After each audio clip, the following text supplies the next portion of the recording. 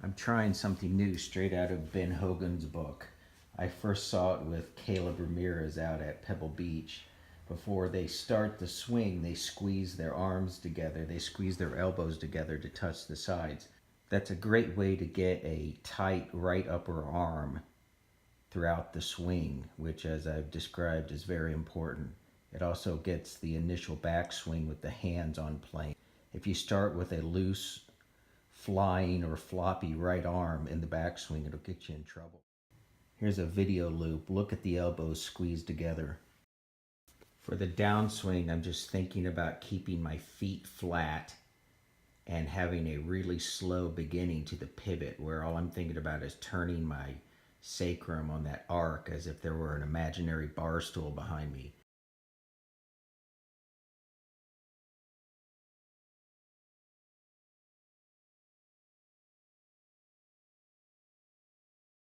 My right arm and elbow is already tucked and tight to the ribs because of that technique I just described, so I don't have to do that at the top. Just wanted to point this out. About halfway in the backswing is when I start to flex my wrist, my left wrist, flex my left wrist here. It helps do a lot of things. So you'll see at the top of the swing that I'm all set with a tight right upper arm and a flexed left wrist. And you see here from the side view how the spine stays down and I get just excellent body turn. So, in conclusion, I recommend that people stay indoors more this winter and just work on your swing like this with a video camera and not even trying to hit a golf ball.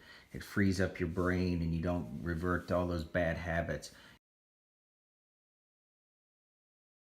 What I'm working on right now is to have a tighter, more coiled upper body, which means the right upper arm has to be tight to the ribs.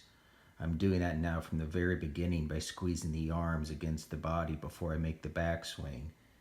Then the next big thing I'm working on is to have a slow downswing to start off with. My tendency, I think, like everybody, has been to hit it as hard as I can from the top, which then just turns me over to the right. I lose my center of gravity and I fall to the right.